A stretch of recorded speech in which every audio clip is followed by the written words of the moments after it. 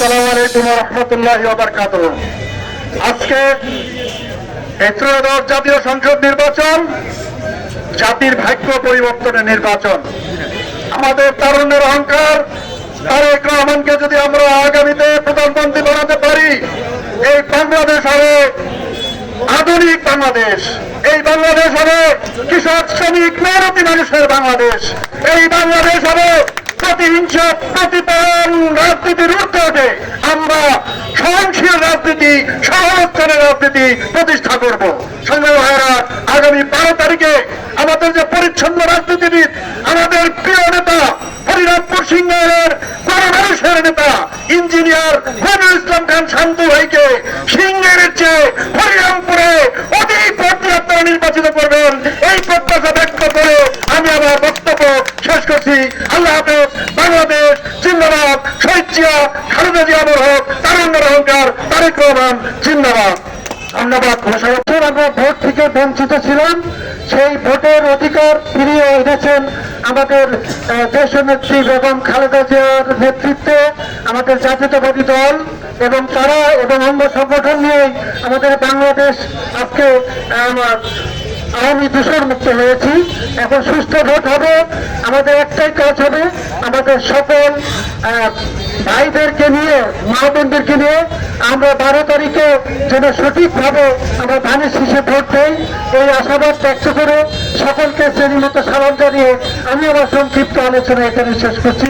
থানা বিএনপির পক্ষ থেকে বিশেষ বিশেষ ধন্যবাদ জানাচ্ছি। আজকের এই আয়োজনের সাথে যারা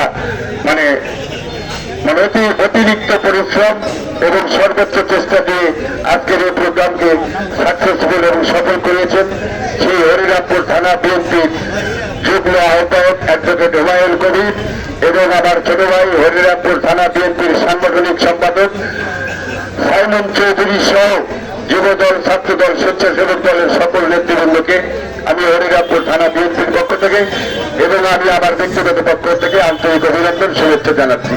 সম্মানিত উপস্থিতি, বিগত যে বক্তব্য দিয়েছেন, আমার পূর্বে যারা বক্তব্য দিয়েছেন, তারা ভোটের ব্যাপারে আমাদের সামনের দিনে কি করণীয়, আমরা কি করব, কিভাবে আমাদের নির্বাচন পরিচালনা করব, সেই দিক নির্দেশনা দিয়েছেন, যার জন্য আমি আমার বক্তব্য বাড়াবো না।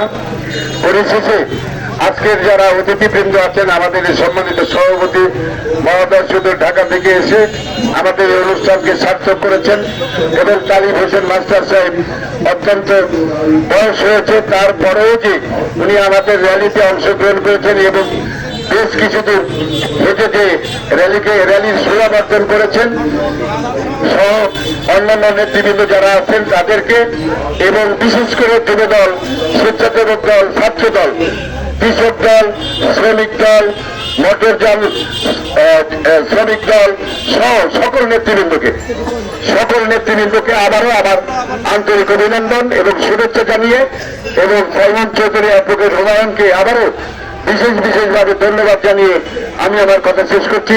ধন্যবাদ সবাইকে। আসসালামু আলাইকুম।